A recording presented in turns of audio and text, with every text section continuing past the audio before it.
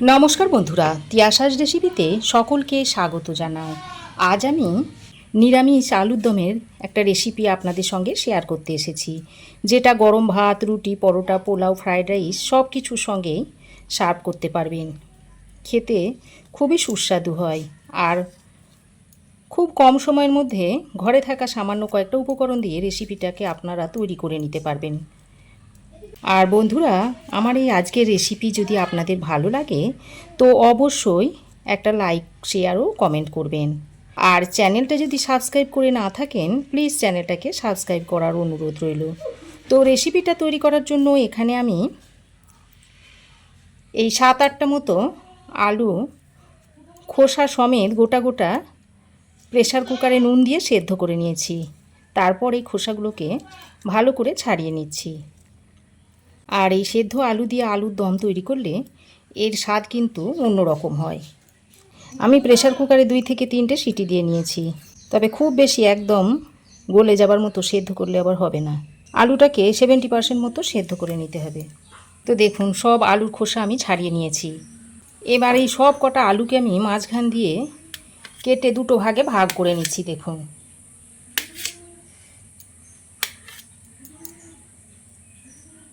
এইভাবে 2টো টুকরো করে নিতে হবে।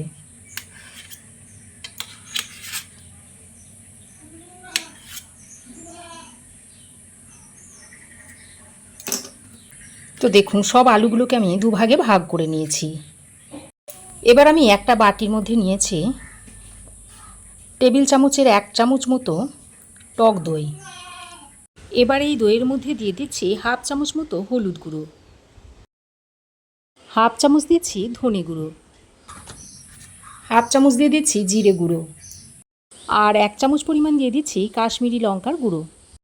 এবার আমি এই গুঁড়ো মশলাটাকে দইয়ের সঙ্গে ভালো করে মিশিয়ে নিচ্ছি।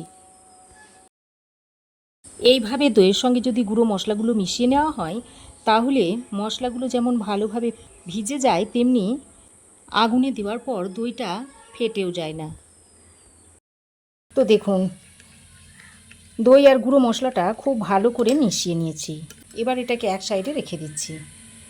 এবার আমি গ্যাস অন করে একটা কড়াই বসিয়ে তার মধ্যে দিয়ে দিচ্ছি পরিমাণ মতো সর্ষের তেল। আর ওই তেলের মধ্যে দিয়ে দিচ্ছি 1 চামচ পরিমাণ ঘি। ঘি আর তেল দিয়ে যদি আলুটা ভেজে নেওয়া হয়, তাহলে খুব সুন্দর একটা ফ্লেভার হয়।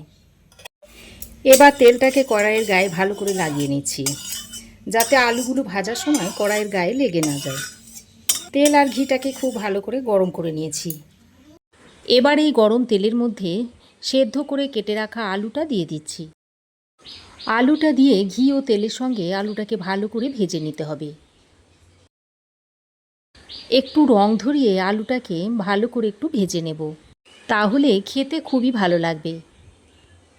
আর এইভাবে সেদ্ধ করে আলুর দমটা তৈরি করলে এর একটা অসাধারণ টেস্ট আসবে। আর যেহেতু আলুটা সেদ্ধ করে রাখা আছে, তাই ভাজতে খুব বেশি সময় লাগবে না। এদিকে আলুটা ভাজা হতে হতে একটা বাটা মশলা তৈরি করে নেব। তার জন্য নিয়েছি একটা মিক্সিং জার। মিক্সিং জারের মধ্যে দিয়ে দিচ্ছি 1 ইঞ্চ মতো আদার টুকরো আর 2টো ছোটো সাইজের কুচনো টমেটো দিয়ে দিচ্ছি। এবার এটার একটা মিহি পেস্ট তৈরি করে নিচ্ছি। তো দেখুন, এই রকম একটা মিহি পেস্ট আমি তৈরি করে নিয়েছি। তো দেখতেই পাচ্ছেন বন্ধুরা, আলু গায়ে আমি হালকা কালার ধরিয়ে আলুটাকে ভেজে নিয়েছি। দেখুন, এবার আমি এই ভাজা আলুটাকে তুলে নিচ্ছি।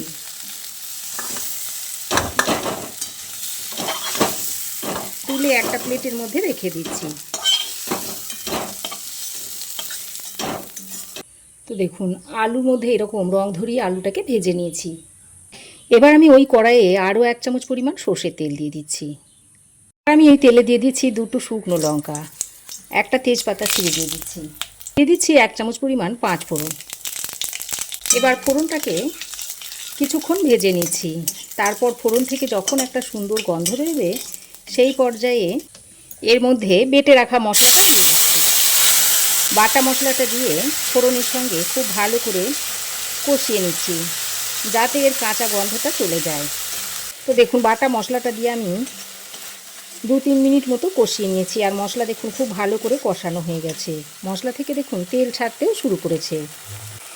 এবার আমি দইয়ের মধ্যে যে গুঁড়ো মশলাগুলো যোগ করে রেখে দিয়েছিলাম সেগুলো এর মধ্যে দিয়ে দিচ্ছি। এবার মশলার বাটিতে অল্প পরিমাণে জল নিয়ে মশলাটাকে ধুয়ে নিয়েছি। তারপর এর মধ্যে দিয়ে দিচ্ছি 1 পিঞ্চ মতো হিং।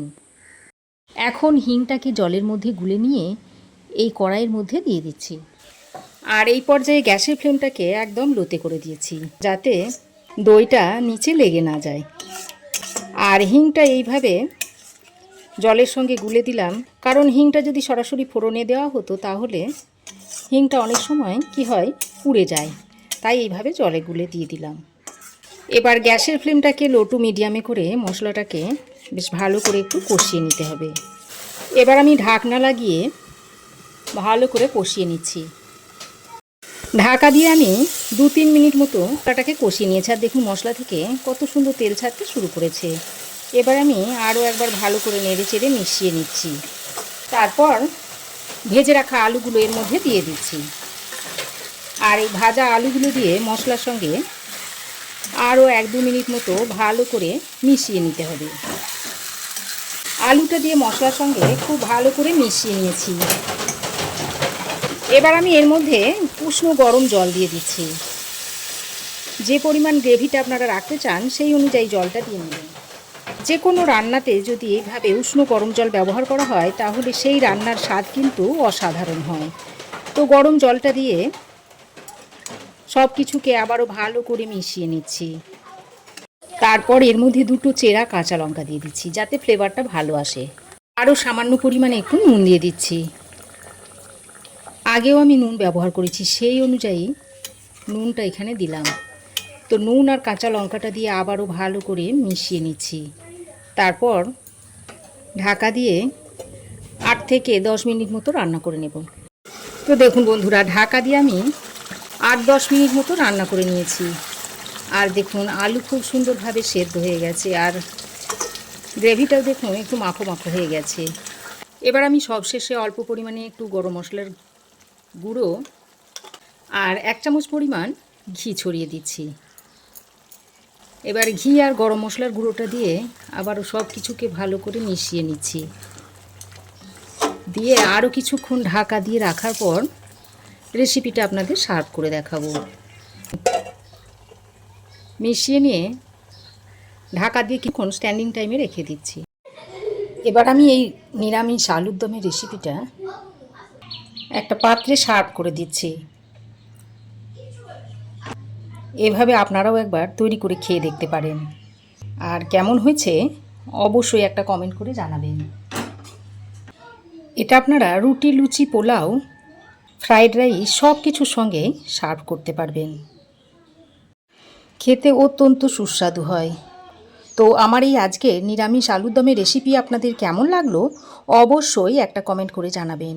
ভালো লাগলে একটা লাইক ও শেয়ার করবেন। পাশে থাকা বেল আইকনটাও অবশ্যই প্রেস করে দেবেন। আর আমার চ্যানেলে যদি নতুন হয়ে থাকেন তো প্লিজ চ্যানেলটাকে সাবস্ক্রাইব করার অনুরোধ রইল। আজ এ পর্যন্তই। আবার দেখা হবে নতুন কোনো রেসিপি নিয়ে নেক্সট এপিসোডে। সে পর্যন্ত ভালো থাকবেন, সুস্থ থাকবেন। ধন্যবাদ।